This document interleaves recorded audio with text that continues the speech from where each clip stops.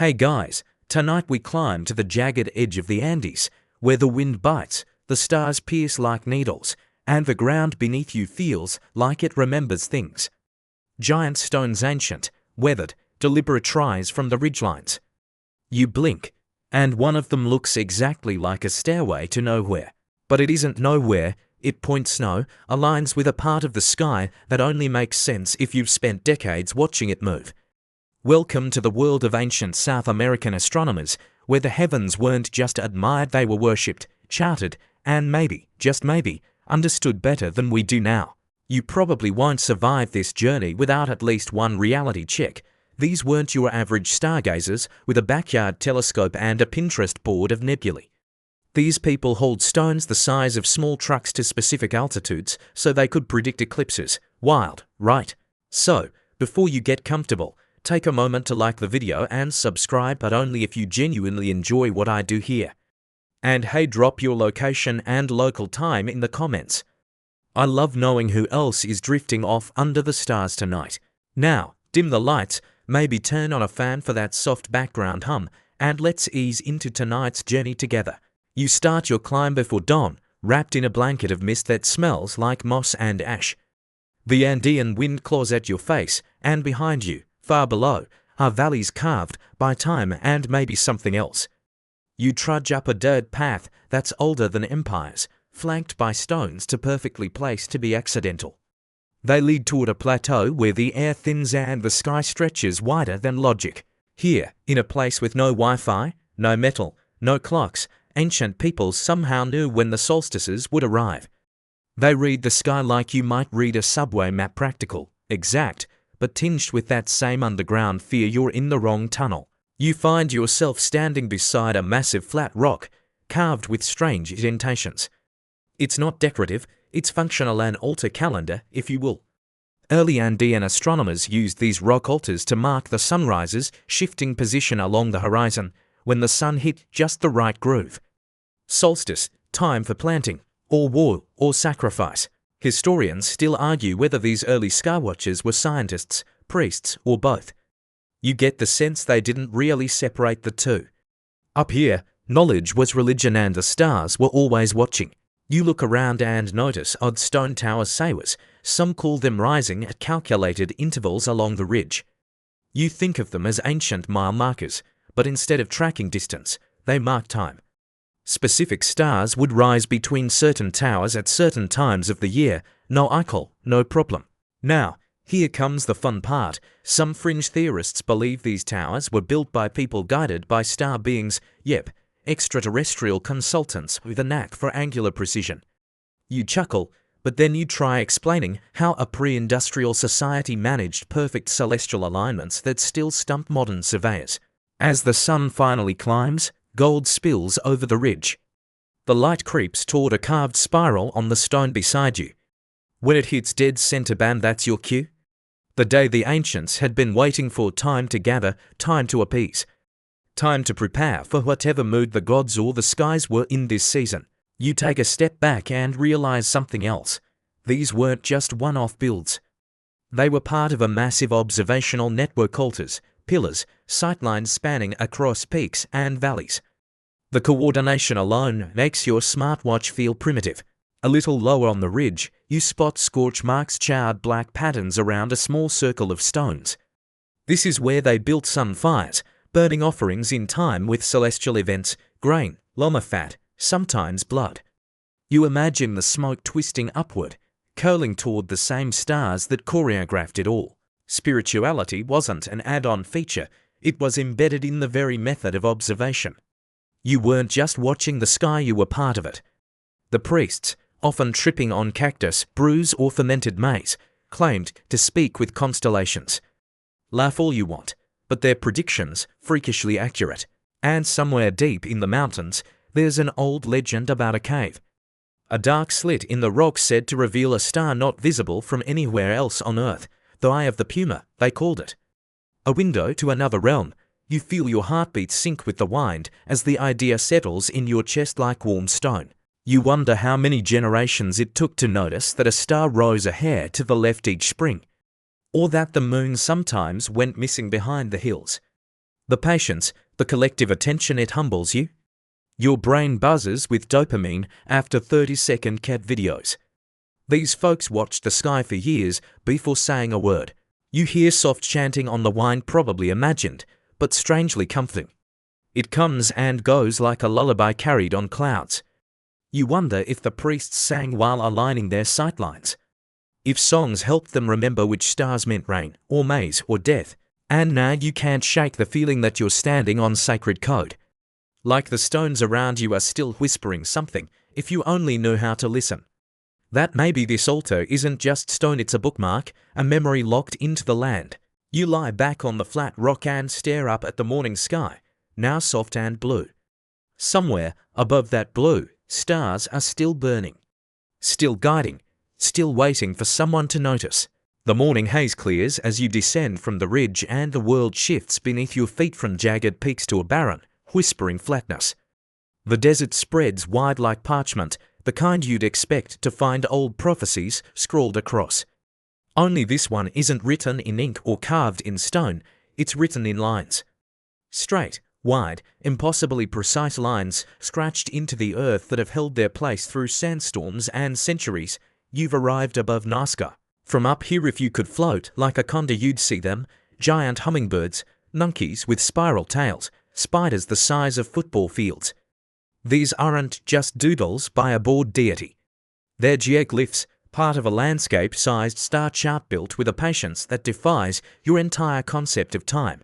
At first, you think it's just art, but then your eyes follow the lines, and you realize some align with the solstice sunrise. Others trace paths that mirror the movement of constellations. Ancient Nazcans didn't just build these to be seen. They built them to speak to the sky, to the gods, maybe to something even older. Historians still argue whether the Nazca lines were ceremonial runways for sky gods, pilgrimage routes, or astronomy tools. You sort of hope it's all three. I mean, if you're going to draw a 400-foot-long heron in the dirt, it might as well predict an eclipse and please the feathered serpent spirits, right? You picture a priest barefoot, robed, probably sunburned, walking the line of a geoglyph like a human compass. Each step times to the sun's position. Maybe they hummed something. Maybe they believed that walking the correct pattern would realign cosmic energy. Who's to say they were wrong? There's a fringe theory, because of course there is, that the Nazca lines were created for beings who could only appreciate them from the air. Aliens, they whisper, you roll your eyes, but then you remember, the Nazca had no aircraft, no satellite view. And yet the drawings remain nearly flawless unless you're hundreds of feet up. That's a little spooky. Some believe hot air balloons were used, others say towers or hills gave enough elevation. Still, you wonder what kind of culture makes a message they themselves can't fully see. That kind of humility feels alien in its own right. One of the most compelling alignments you find is with the star Sirius, brightest in the night sky. There's a spiral geoglyph out here that mirrors its heliacal rising the moment it first becomes visible again at dawn. The Nazca may have tracked that event as a seasonal cue. Or maybe it was when the gods woke up, whichever was more urgent. A gust of wind stirs the dust, it hisses against the lines, never quite covering them. The desert has been kind that way, dry, stable, preserving things like a paranoid archivist. These lines have outlived civilizations, dynasties, the rise and fall of belief systems. Still they remain, still pointing. You wander a bit farther, the heat rising in waves from the earth like the breath of something slumbering. In the distance, you see a raised mound climate, and suddenly, you're aligned with a series of trapezoidal paths perfectly parallel. Astronomers think these might have acted as horizon markers. You imagine standing here at dusk, watching a specific star dip below the edge, just so marking the equinox, the flood season, the return of some astral messenger. And here's where the spiritual side slips in like a sigh. Some Nazca believed that drawing these figures on Earth would cool down their heavenly counterparts, kind of like celestial summoning circles. You draw the monkey god descends. You carve a spiral, time itself unspools. But here's the twist, some of the glyphs seem to have been altered over time. Like they were edited, updated. That long-beaked bird. It got a tail extension at some point. So, were these real-time cosmic emails? Dear Sirius, crop season's delayed. PLS advice, it makes you laugh softly. The desert appreciates the humor. Then you spot something small but important, a collection of small cans lined up in a grid beside one of the main figures. Most people miss them, but not you, not tonight. These could be star markers, laid out to represent the Pleiades, Orion's belt, or something more local. It's like someone tried to replicate the sky, pebble by pebble, and suddenly the wind dies down, the desert quiets. You feel that eerie stillness again, the kind that makes you check your pulse, just to be sure you're still here. Because in this place, time feels thin, like you could fall through it. Like someone or something is watching back. You crouch and run your fingers along one of the lines. It's only a few inches deep, made by brushing away the darker topsoil to reveal the pale clay beneath. Simple, brilliant, permanent, no tools. No machines, just vision and effort and an obsession with precision that your high school geometry teacher could only dream of. You walk on for a while, following a line that seems to go on forever. And in the periphery, you swear you catch the faint shimmer of stars above already peeking through the blue, daring you to try and decode them. At the edge of the plateau, you sit and exhale. Behind you, the desert hums. Ahead of you, the stars rise. Somewhere, a geoglyph aligns once again with the heavens. No fanfare, no fireworks, just silent, cosmic symmetry. You leave the Nazca Plateau behind, your boots still powdered with ancient dust, and your head full of questions no textbook ever really answers. The path ahead snakes northward, tracing the spine of the Andes like a curious serpent, until the landscape begins to ripple again. Less desert, more altitude. The air thins, your breath catches, and the cold starts chewing at your bones in earnest. You're entering Inca territory now. At first glance, it seems more about stone than sky. But spend enough time among these ruins, especially in a place like Cusco, and the patterns begin to shimmer through. Walls line up with the solstices, temples frame the sunrise. Water channels flow like mirror images of Milky Way rivers.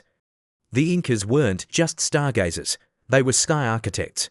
You find yourself standing before the Coricancha, the temple of the sun. What's left of it, anyway?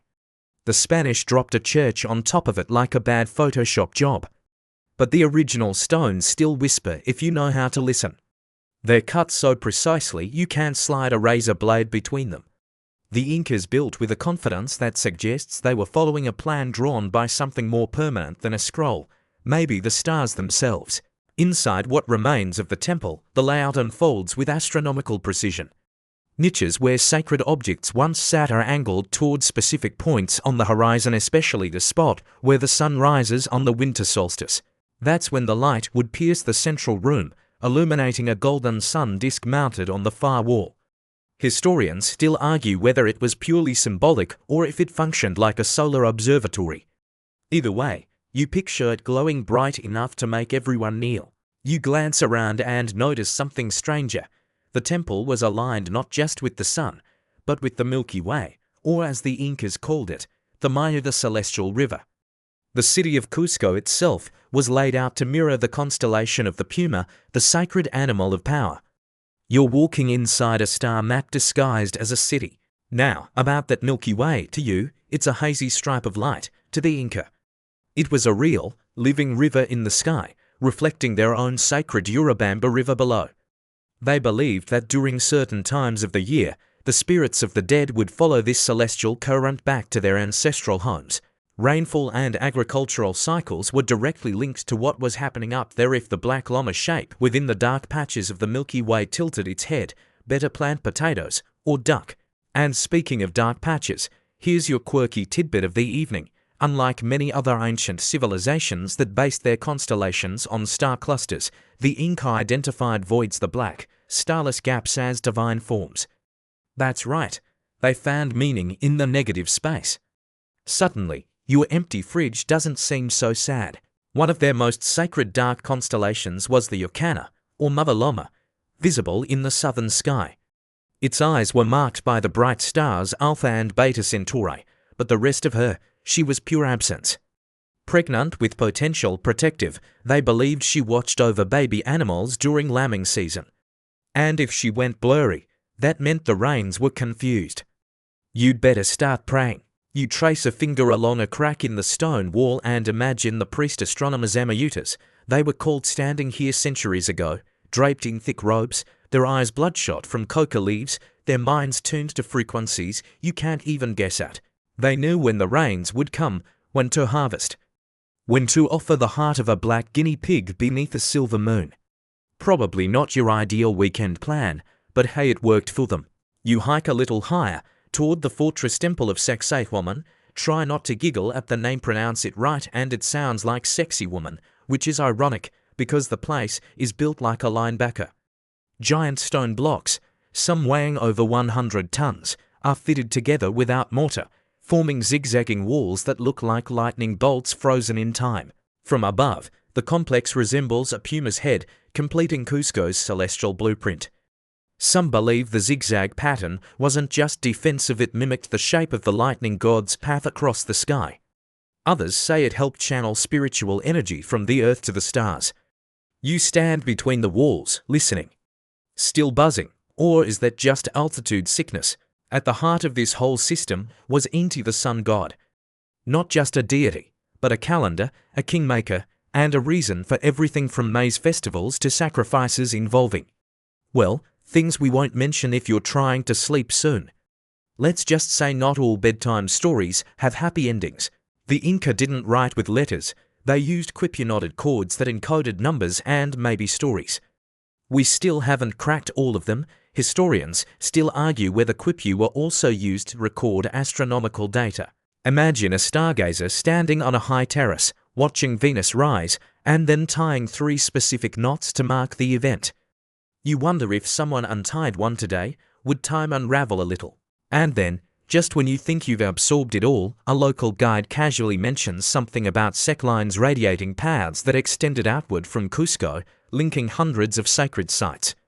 Not roads, not trade routes, ritual lines. Many of them align with solstice points or major star risings. You realize these weren't isolated observatories. They were a cosmic nervous system, and Cusco was the beating heart. You sit at the edge of the Sacsayhuaman wall as twilight pours in, washing the valley in purple and gold. The stars blink on, one by one, like eyes reopening after a long nap. And just above the horizon, you catch it, the first silver glint of the Mayu, the river in the sky, still flowing. You wake to frost-kissed stone and silence, the kind only high altitudes seem to preserve.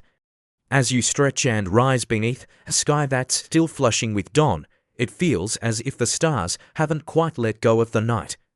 They linger, faint but firm, as if watching over something important. You've left Cusco's structured celestial grid behind, and now you're climbing higher still toward the realm where the Inca watched the sky grow teeth. Machu Picchu, yeah, that Machu Picchu. It doesn't matter how many travel blogs, Instagram reels, or history documentaries you've seen, it still takes your breath away. Not just because it's beautiful it is, or because your lungs feel like they've been replaced with creaky bellows they have, but because it rises from the mist like something that never entirely left the spirit world. Like a daydream someone accidentally built with granite, the sun begins to peek over the jagged ridgelines, and light pours like honey into the citadel. You're not alone in marveling at this sunrise. The Incas built the Intihuatana, the hitching post of the sun, right at the peak. A sculpted stone slab aligned so precisely that during equinoxes, the sun casts no shadow at noon, as if, just for a moment, it's anchored. Held in place by stone and prayer, historians still argue whether the Intihuatana was purely ritual, or whether it also functioned as a solar clock, maybe both, because why not? You step closer and lay a hand on its cool surface. Guides say sensitive people sometimes feel a pulse. You don't feel a pulse exactly, but there's definitely a presence, like the stone remembers being important. And not in a dusty museum kind of way, more like it knows. Around you, the city sprawls in quiet tiers, agricultural terraces that weren't just for crops, but also for channeling water, reducing erosion, and, some say, marking seasonal shifts based on shadow patterns. There's a temple of the sun nearby, positioned so that on the winter solstice, the sunlight slices perfectly through a window, illuminating the altar within. Not a coincidence, not even close. And just when you start to think you've unlocked the place's clever engineering secrets, a chill drips down your spine, not from the wind, but from the quiet realization that you're standing on what might have been a celestial observatory and a portal. C. Some fringe researchers believe Machu Picchu wasn't just a royal retreat, it was a kind of spiritual lighthouse. A waypoint between this world and the next, like a Wi-Fi router for souls. Sounds silly until you consider how many of its structures align not only with solar points, but also with the movements of Venus and the Pleiades. Those were important celestial bodies to the Inca. Venus as a morning and evening star, herald of dualities, the Pleiades as seasonal indicators. You imagine the Amayutas here too, cloaked in fur and feathers, watching the heavens and murmuring secrets into the stone. You wander to the temple of the Conda next. It's shaped no surprise like a massive bird, the sacred messenger of the upper world. The wings are formed from carved rocks, and the altar beneath represents the body. In myth, the Conda carries the soul upward at death. You picture a priest laying an offering here as the constellation of the Conda rises overhead. A ritual reenactment, sky mirrored on earth. And then, the fringe hits again. Some have suggested that Machu Picchu itself, its entire layout resembles the shape of a conda in flight when viewed from above. Like the Nazca lines, only 3D and inhabited. You frown, mentally rotating the ruins in your head. It's not impossible. And if it is a conda, then maybe the whole place was meant to fly. Later, you sit on a terrace, your legs dangling over the edge, watching clouds boil up from the valley below like slow ghost fog. The Urubamba River snakes far beneath you, another reflection of the Milky Way. You sip something warm from a battered thermos. Coca tea, probably. The bitterness wakes up your tongue, and you wonder what it must have felt like to live here. To be surrounded by stars so close they almost seem touchable. To believe that the world was woven together by sky-thread sunlight, starlight, cloud, shadow. Historians still debate the full function of Machu Picchu. Was it a royal estate, a ceremonial center, a fortress, or an astronomical university in the clouds? But you, right now, sitting here with the wind tugging at your sleeves and the sunlight painting you gold, don't really care what label fits best. You just feel it. This was a place meant to observe, and not just the sky. There's a sacred rock up here. People walk around it in reverent circles. It's shaped roughly like the surrounding mountains. Some believe it's an altar, others a map, or maybe both. But if you ask the old guides, they'll smile and lower their voice. It connects. They say above to below. It connects. One final image before you descend down old terrace with a tiny carved channel running through it. Most assume it's for rainwater, but one researcher proposed it was a shadow tracking device. On certain dates, at certain times, the sun's shadow runs along that groove perfectly. Like a sundial too proud to sit still, or like a reminder, the gods are watching, and they expect punctuality. You stand once more, legs stiff, breath shallow, but senses wide open. The wind carries a high, keening sound, not quite music, not quite speech. Just the mountains singing to the stars, or maybe it's the other way around. You descend from Machu Picchu slowly, step by stone-cut step, like someone walking back into reality after a particularly lucid dream. The jungle thickens as you leave the heights behind. Humidity replaces frost, moss begins to creep over everything, and suddenly the stars feel farther away, veiled by canopy and mist. But even down here, under emerald shadows and dripping vines, the ancients still watched the sky. You're heading into the Amazon fringe, where the Inca influence faded but the sky watching didn't stop. Because long before the Inca unified the Andes under one sun god, countless smaller civilizations were already tracking the cosmos, each with their own rhythms, their own myths. And some of the strangest and most overlooked sky lore comes from the edge of this vast green world. You find yourself near Chachapoyas territory, now home of the so-called cloud people. No, they didn't ride llamas into the heavens, though honestly, that wouldn't be the most outlandish thing you've heard on this trip. The Chachapoya lived high in the forested mountains of northern Peru, building strange, circular cities and cliffside tombs. Their most famous site? Cuelapa stone fortress on a jungle ridge, older than Machu Picchu and nearly as massive. You wander through Cuelap's gates, noting how the walls lean slightly inward, like they're cradling the sky. The place is thick with ferns and silence, as if the jungle's still deciding whether to reclaim it. But beneath the mossy stones, there are hints, markers, alignments, doorways that line up with solstice light. Historians still argue whether Quaylap was a defensive fortress or a ceremonial observatory. Probably both. Ancient people knew how to multitask. Inside one chamber, you find a small niche carved into the wall. Your guide explains that during certain months, a beam of light from a narrow slit above would land directly into this niche, perfectly framed. Some believe it marked the equinox. Others suggest it tracked Venus. Either way, this was no random sunbeam. It was a cosmic message, whispered through stone and shadow. But the Chachapoya weren't alone in blending architecture with astronomy. All across South America, smaller pre-Inca cultures seemed obsessed with aligning buildings, burials, and even roads with the sky. And the deeper you go, the weirder it gets. Take the Moche, for instance. Coastal desert dwellers with a flair for extremely expressive pottery and extremely ominous rituals. They didn't build mountain cities like the Inca, but they did raised-stepped pyramids, huacas that aligned with celestial bodies. Huaca del Sol and Huaca de la Luna were named for the sun and moon,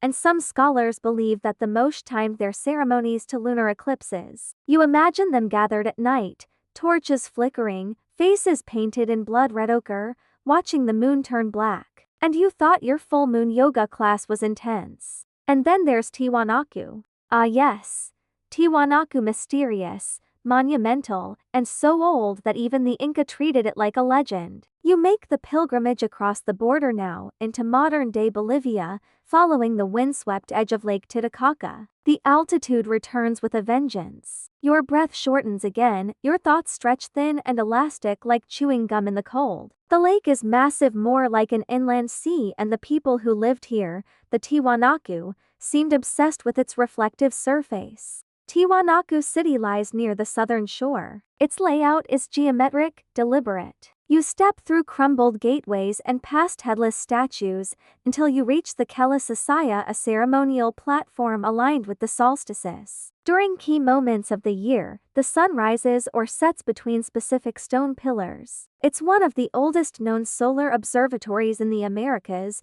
dating back over 1,500 years. Mainstream fact, check. But you're drawn to the Gate of the Sun. It stands alone, cracked but proud, like a doorway between worlds. Intricate carvings dance across its surface, winged figures, radiant heads, glyphs nobody's really cracked yet. At the top is the central deity, Tunic Man, staff god, Virakaka. It depends who you ask. Some say he's a timekeeper. Others say he's a sky being, descended from the stars. His gaze is eternal and a little judgy. Here comes your fringe for the night.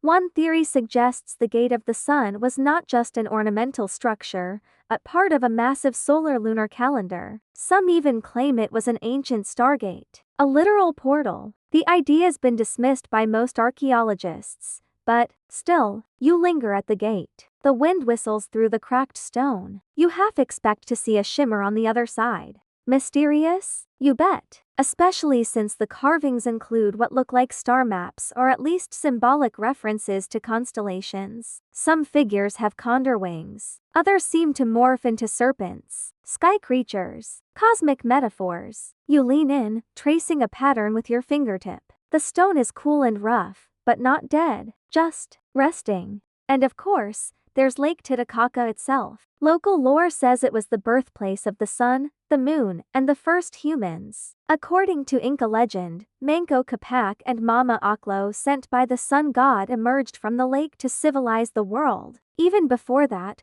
earlier cultures saw it as a mirror to the sky. Some even believed a second sun rose from beneath its waters. Historians still argue whether these myths represent symbolic metaphors or distorted memories of real astronomical events. Supernovas, comets, maybe something else entirely. You walk the shoreline in the fading light, waves lapping like a lazy heartbeat. Far above, Venus shines like a needlepoint on velvet. And for a second, just a second, you get it. Why they built gates, temples, and towers not just to the heavens, but with them. You realize you're standing inside a planet-sized clock. A living calendar. A ritual in orbit. The stars have been watching you, just as they watched the Tiwanaku, the Mosh, the Cloud People, and the Inca. You're starting to sense the rhythm now, the unspoken beat that pulses beneath every temple, every stone. It's not just architecture, it's choreography. The earth spins, the sky shifts, and people have always danced with it. Sometimes in step, sometimes a little off, but always watching.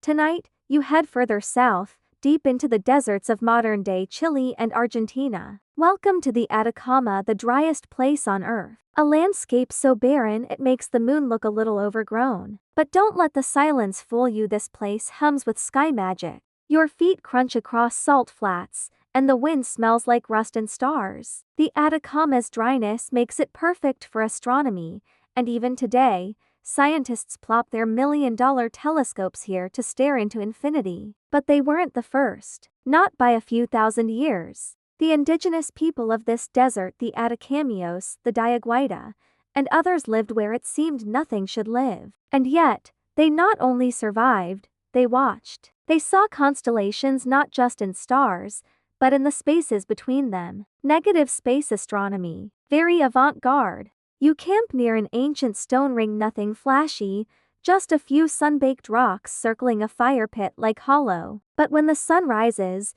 it spills golden light between two carefully placed markers, right on cue for the solstice. You sip warm mate from a battered gourd and try not to smile. Once again, they knew. And then you stumble almost literally into something that makes you pause. A line. Not just one, but several. Straight, smooth tracks carved into the desert, leading nowhere and everywhere. No, you're not in Nazca yet. These predate even that. And they aren't roads. They're ceremonial paths. Some are thought to lead to points where astronomical events occurred: solstice sunrise, zenith moonrise, things like that. Historians still argue whether these desert lines were maps, calendars, or simply pilgrim tracks. But one thing's clear, they meant something. People walked these routes with purpose, sometimes for days, following stars to altars that may no longer exist. You imagine doing that. Walking not to arrive somewhere, but to be somewhere, to witness a moment between sky and land that only happens once a year. Like cosmic appointment keeping. Your next stop, of course, is the granddaddy of mysterious desert lines. Nazca. Yes, those Nazca lines. You hop a rickety plane, and the world tilts beneath you. From the air, the desert becomes a canvas. Massive geoglyphs sprawl across the plains: spiders, monkeys, hummingbirds, even a dude with wild hair that some lovingly call the astronaut. No, really, that's the official nickname. Fringe hat moment coming in hot. From the ground, they're nearly invisible. But up here, it's like someone taught the earth how to draw. The scale is ridiculous, some stretch hundreds of feet across. And somehow, they stayed crisp for over a millennium. No fences, no maintenance. Just there. Mainstream historians agree they were made between 500 BCE and 500 CE by the Nazca people, using simple tools and planning with ropes and stakes. But why? That's where the fun starts. Some theories say the lines were religious offerings, giant prayer drawings to the gods. Others argue they were part of ritual pathways. Still others believe they functioned as a vast astronomical calendar. For instance, some lines align with solstice points, while others point to prominent stars like Sirius or Vega. The monkey's spiral tail? One theory claims it represents the motion of the Southern Cross. The spider's legs? Maybe a celestial compass. The whole desert may have been a sky map you could walk on. Then comes the fringe. Oh yes, it always arrives eventually. The Nazca astronaut figure has sparked endless speculation. Is he waving, pointing, holding up a star? Some believe he's a depiction of a sky being, an ancient god, an alien visitor, or a shaman mid-trance. You squint out the plane's window and try to picture it. Not just the figure, but someone carving it with purpose, knowing it would only ever be fully seen from the sky, or by the gods. You land again, legs shaky, thoughts shakier. You grab a salty snack and sit on a stone overlooking a faded line that stretches to the horizon. Some locals believe these lines still hum with energy, that if you walk them barefoot at dawn, you can feel a vibration underfoot. You haven't tried it yet, but the thought lingers. One evening, you join a local elder for tea. He doesn't talk much at first, just pours, stirs, sips. Then, as the sun dips and stars blink to life above the desert, he finally speaks.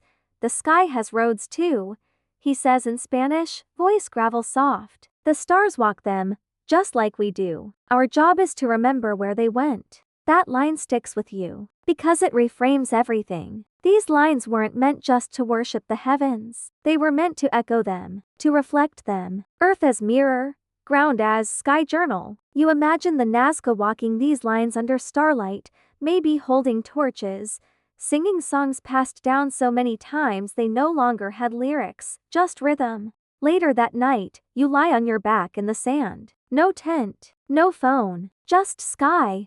The Milky Way glows like spilled milk on obsidian. You notice how bright the Southern Cross is, how Venus slices the darkness like a knife made of glass. You understand now why the ancients didn't just study the sky. They lived with it, slept beneath it, let it shape their days and name their gods. And you, here and now, in the most lifeless desert on Earth, feel more connected to the stars than you ever have before. Sleep clings to your eyelids like desert dust, but the stars won't wait. You sit up, brushing sand from your arms, and once again find yourself in motion. This time inland, up, high, so high, your ears pop just thinking about it. You're headed toward the Andes, where the Inca once reigned and where the sky feels a little closer to your face. You take a slow, winding road to Cusco, the former capital of the Inca Empire. The altitude makes everything taste like metal and mystery. Every breath is thinner than you'd like, but the air is clean, sacred even. It smells of eucalyptus and faint hints of ash from ancient hearths. Cusco isn't just old, it's layered. Built on top of earlier cultures, repurposed, shifted, smoothed over. And the Inca, clever astronomers that they were, wove their understanding of the sky into every wall, plaza, and sightline. One of your first stops is the Caracancha, the Golden Temple. Once plated with sheets of solid gold, this place shimmered in the sunlight. Spanish conquistadors predictably stripped it bare and built a church on top of it. But the bones of the old temple remain, and they still whisper. The Caracancha was more than a temple, it was a celestial observatory. Its perfectly aligned windows framed solar events like paintings. On the summer solstice, sunlight poured through specific niches to illuminate golden idols. The walls slopped inward ever so slightly, not by mistake, but to echo the shape of the surrounding mountains. They were built to mimic the curve of the earth itself. Mainstream historians agree this was the center of Incan cosmology, a place where the heavens met the land in ritual precision. But there's more. Some say the Caracancha was the anchor point for the sex system, a spiderweb of sacred lines radiating outward from Cusco to the edges of the empire. These lines weren't just roads or trade routes. They connected Huacas sacred sites and were often used for religious ceremonies. Shrines, springs, caves, and stones all sat along them like beads on a divine necklace. And here's where it gets tasty. Scholars have argued that these Sikhs may have mirrored constellations, a city-sized sky map etched onto Earth, like the Nazca lines, but lived in walkable constellations. Residential astrology. You feel your scalp tingle at the thought. As you stand on the temple steps, you remember something from earlier, that the Inca didn't just watch the stars. They read the darkness between them. Back then, you wouldn't have stared at Orion or Cassiopeia. You'd have gazed into the voids of the Milky Way and seen shapes. Not from light but from shadow. The Yacana, the celestial llama. The Machaque, the serpent. The Tinamou bird, crouched low and watchful. You find a rooftop cafe and sip coca tea, staring at the night sky and trying to find that celestial llama. It's harder than it sounds. But if you squint just right, it starts to take shape, curved against the spine of the galaxy. It's like your mind has to adjust its contrast settings to see what the Inca saw. And the real magic? These sky animals were connected to real-life creatures too. The dark cloud llama, for example, was said to come down to drink from the Vilcanota River, now called the Urubamba. It mirrors the Milky Way. Sky River, Earth River. One reflects the other. That's not just poetic, it's practical. Rituals were timed to when the sky llama drank. The calendar flowed like water. You hop a bus through the sacred valley, past terraces so perfectly cut into mountainsides it's like the earth grew steps on purpose. Eventually, you reach Pizok, where a ceremonial complex sits high above the valley, aligned to surprise solar events. The Inti-Huana stone, or hitching post of the sun, is perched up there. Not to actually tie the sun down, of course, but metaphorically. Maybe. It's carved with such precision that during equinoxes, its shadows practically vanish. Historians still argue whether the Inca used these stones for ritual timekeeping, astronomical measurement, or both. One fringe theory even suggests the stone emits subtle electromagnetic energy, a power spot connecting Earth to the cosmos. Okay, a little woo-woo, but you did feel oddly lightheaded up there. A local guide points out how certain mountain peaks line up with solstices, eclipses, and other events. They aren't random. They're Apis sacred spirits believed to inhabit the highest peaks. The Inca didn't just admire mountains, they negotiated with them, made offerings, asked permission. Each Apu had its own mood, story, and relationship with the stars. You start to realize that to the Inca, astronomy wasn't separate from religion or farming or politics. It was everything. The emperor, descended from Inti, the sun god. Planting season, determined by the Pleiades. Architecture, laid out to match solstices, moonrises, and more. You roll into Ollantaytambo, another Inca masterpiece. Its terraces climb like a staircase for giants. On one wall is a massive calendar carved into the stone, giant blocks casting precise shadows. And across the valley, a rock face shaped like a face. Yes, a face. When the June solstice sun rises, it shines directly onto that face. The Inca called it Tanupa, or sometimes Virakaka, the creator god. You pause, halfway up the steps, sweat on your brow, lungs burning. The wind rushes past your ears like a whisper in Quechua. You could swear it said your name. Then again, maybe that's the altitude talking. Still, the question remains.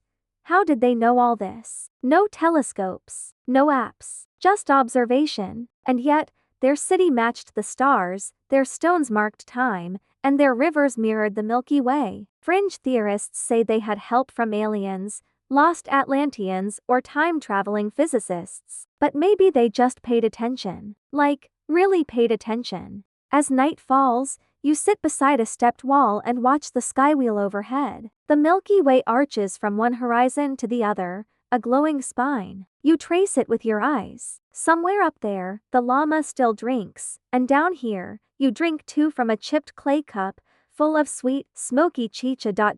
In this moment, you're not a tourist or a researcher or even a storyteller. You're just another skywatcher. Like they were. Like we all are. You wake up before dawn, your bones aching slightly from the stone bench that doubled as a bed. But you're chasing the sky, remember? No time for comfort. Today, you're leaving the well-trodden Inca highways and stepping into the less polished but no less fascinating territory of the Tiwanaku, an ancient civilization that bloomed near the shores of Lake Titicaca. You rub the sleep from your eyes as the bus hums along the cracked roads of Bolivia. Lake Titicaca eventually emerges in the distance, all shimmer and stillness, as though someone dropped a massive mirror right into the mountains. The lake is vast, sacred, and according to myth, the very cradle of civilization, the place where the sun and moon were born. The Tiwanaku built their capital near here, yes, also called Tiwanaku, because creativity in naming things was clearly less important than cosmic alignment. You step through the dusty entrance of the archaeological site and instantly feel that something's different. This isn't Cusco. It's older, rougher, stranger, like walking into someone else's dream.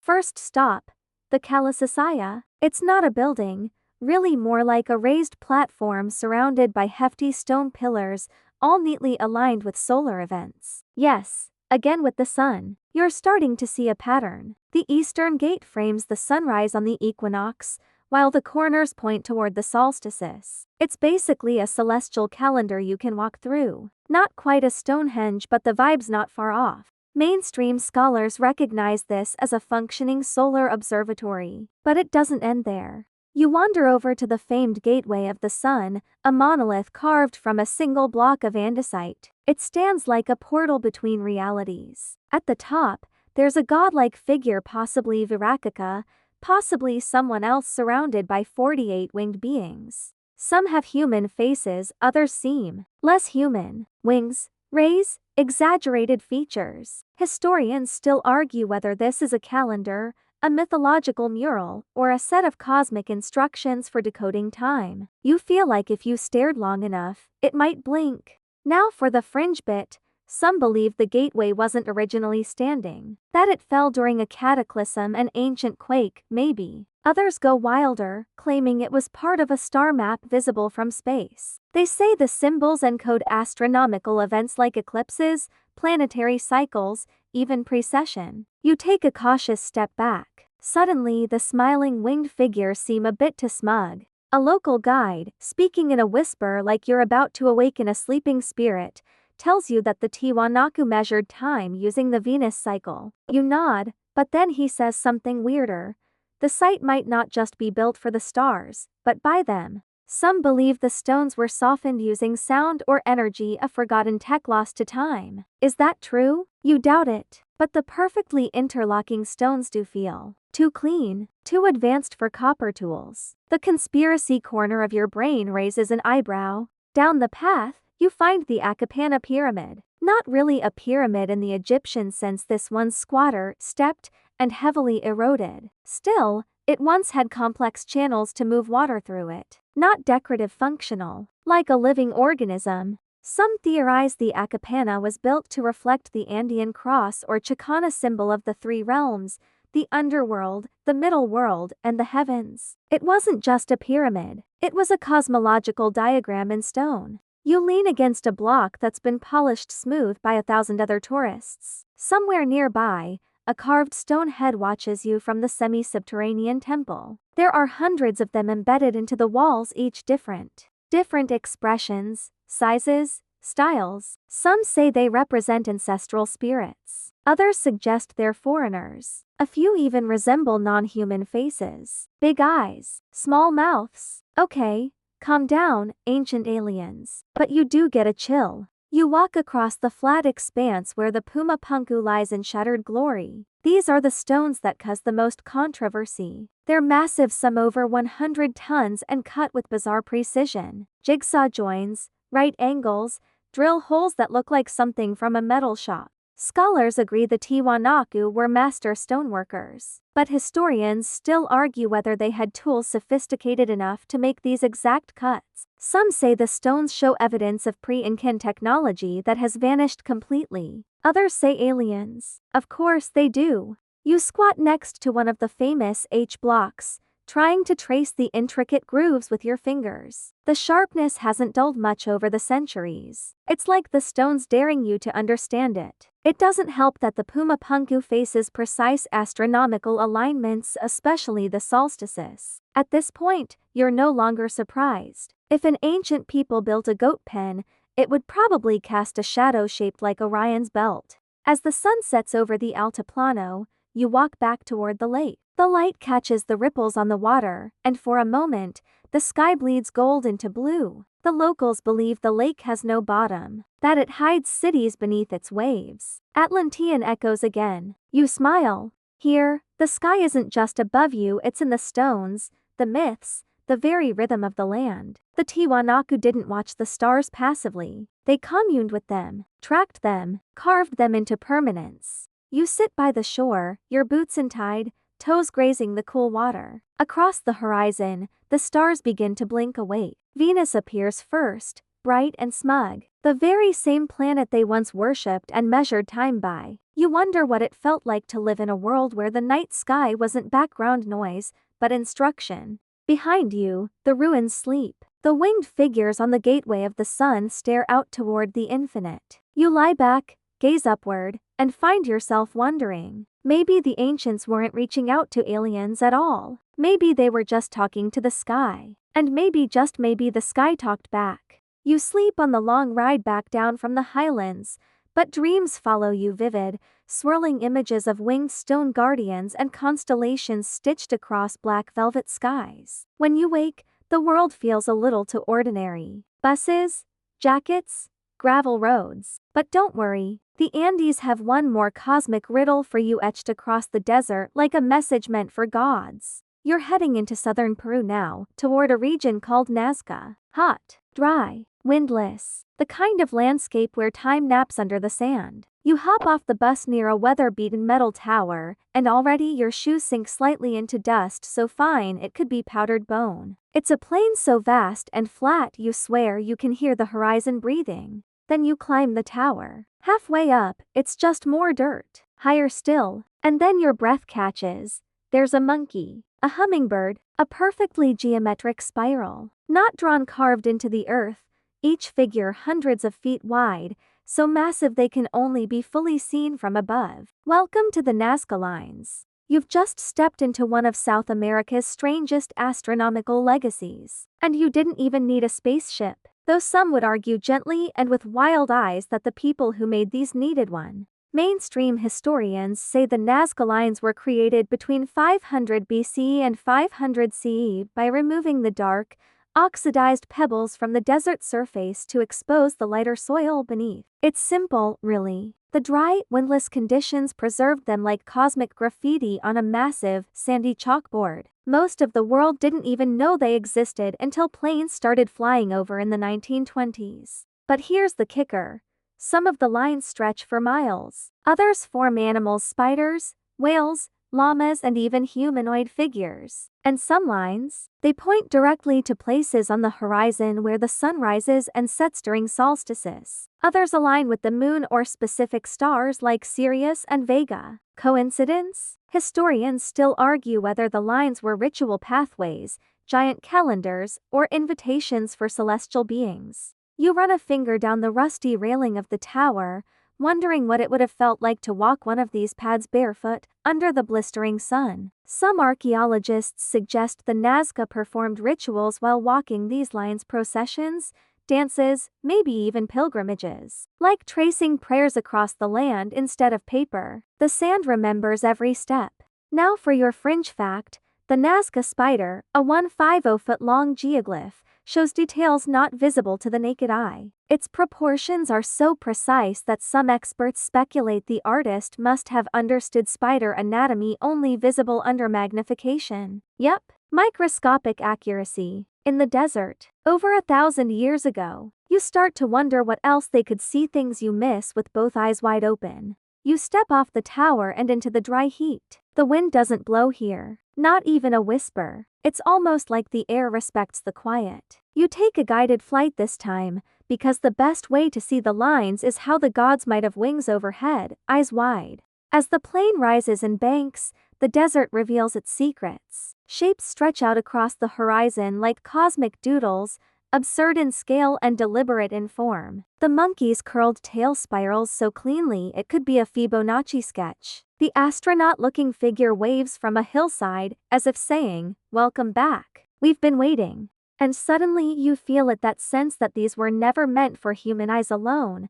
The spiritual pull of the Nazca Lines is subtle, but heavy. Some locals still see them as sacred, remnants of an era when earth and sky conversed freely. You overhear an elder refer to them not as designs, but as veins, pathways of energy connecting earth to cosmos. Imagine every geoglyph as a giant acupuncture point, charged with intention and aligned with the heavens. Back on the ground, you follow one of the straight lines stretching far into the desert. It leads nowhere, yet feels like it leads somewhere. That's the strange magic of the Nazca. Walking their lines feels less like motion and more like meditation. The ancient people may have used the stars as a compass, yes, but maybe they also used them to dream, to remember something beyond flesh and sand. One mystery remains thick in the air.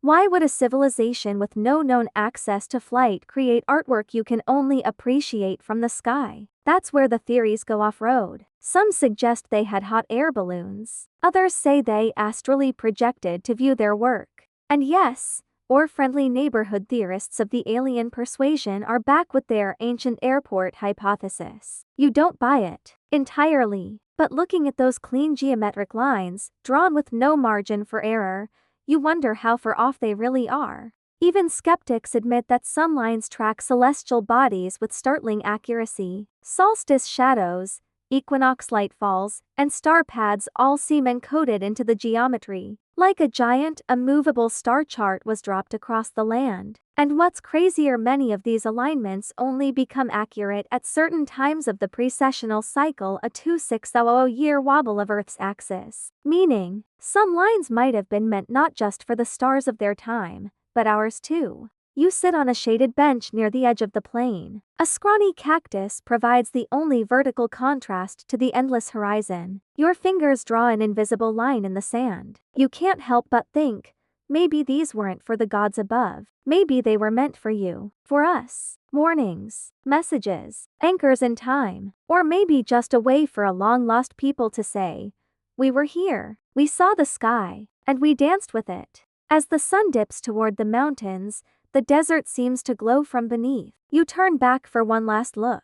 The lines stretch behind you, silent, enormous, and still unread. The answers remain buried in dust and starlight. But tonight, as stars begin to prick the sky overhead, you feel strangely seen. The stars above Nazca are impossible to ignore. They don't just shine, they pierce. Bluer, steadier, closer, somehow. And as you leave the quiet plain behind, the darkness around you feels thick, almost ceremonial, like velvet pulled tight around the edges of something sacred. Your journey, strange as it's been, still isn't quite done. You're heading farther south now, closer to the edges of Chile and Bolivia, where the driest desert on Earth meets some of the most baffling sky-watching infrastructure ever built by ancient hands. The Atacama Desert is a place so dry, at parts of it have never recorded rainfall. That's not a joke, that's an actual weather report. You squint as you arrive, even though the sun's already gone down. The ground here crunches like salt underfoot,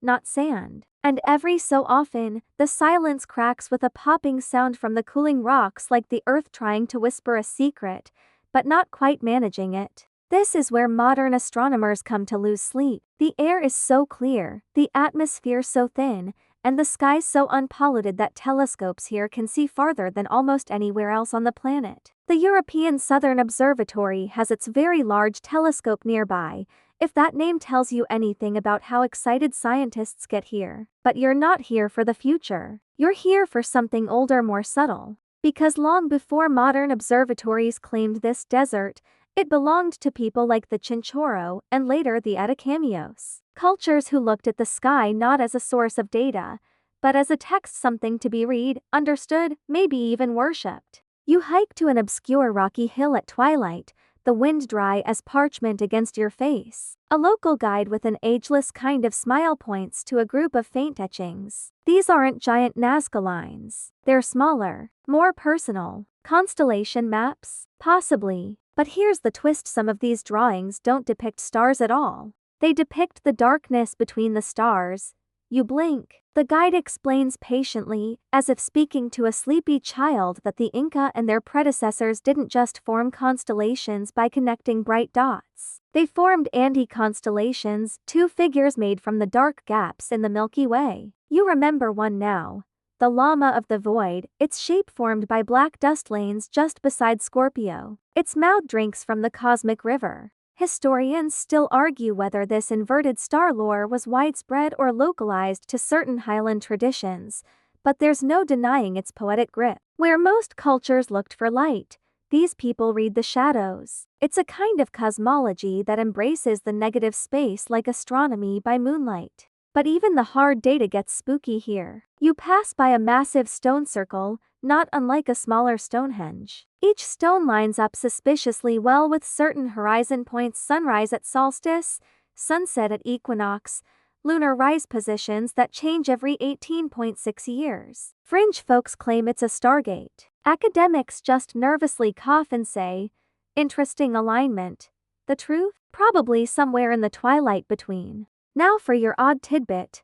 Local legend speaks of sky visitors who come not from above but from within the earth. Desert lights, whispers in the stones. Miners in the 1800s reported seeing strange orbs floating silently between desert cliffs. Some were so spooked they never returned. And oddly enough, several of these reported sightings cluster around old rock carvings with celestial patterns. Coincidence? Probably. Unsettling? Very. And yet, walking here, it's hard to resist the idea that the whole desert listens, that every constellation marked on the rocks echoes back to a sky that changes only so slowly, you'd need millennia to see it dance. You pause at the edge of an ancient altar. There's nothing flashy, just a few carved stones forming a sort of throne or seat. But the way it's positioned, it points exactly to where the Southern Cross touches the horizon in May. The same month, the Incas celebrated their fertility rituals. It's that blend again, sky knowledge and spiritual yearning,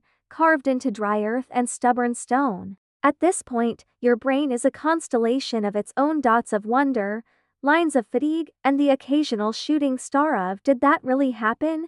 You've walked across suns and shadows, traced the paths of gods and mortals alike, and still there's more starlight than answers. And here, under the crispest sky you've ever seen, that's okay. You lie back against a warm rock, your body still humming from the day. Overhead, the Milky Way doesn't just arc, it glows. Not metaphorically, literally. It throws a ghost light across the land. You remember the Inca saw this not as a galaxy but as a river flowing from the headwaters in the Vilcanota Mountains, where the earth drinks the heavens. That's the wonder, isn't it? For thousands of years, people have tilted their heads just like this and tried to make sense of it all. They mapped, danced, and chanted to the sky, not to conquer it but to belong to it. Not for data, but for meaning. One last whisper from the desert wind. There's a theory, only half joking, that the Atacama's lack of rain preserved not just bones, but ideas. That star maps and rituals lie just beneath the surface, waiting for the right time, or the right dreamer, to bring them back. You smile. That dreamer might just be you. And as the night deepens, as the stars shift almost imperceptibly above, you feel yourself being folded into the silence, the pattern, the rhythm of something bigger. Something written not in books, but in light and the dark between. You let your breath slow. Let the desert cradle you. The wind has calmed now, soft as brushed linen, and the stars above keep their quiet watch, patient, endless, unchanged. Your eyelids flutter. Each blink lingers a little longer than the last. There's no need to move. Not yet. Not when the sky is this kind. The air is cool now, the kind of cool that curls around your limbs like a gentle promise. Somewhere out there, the same constellations drift across jungles, mountains, oceans, and they always have. Long before cities. Long before you. The ancients didn't need apps or telescopes to feel the pull of the stars. They just looked up, breathed deep, and listened.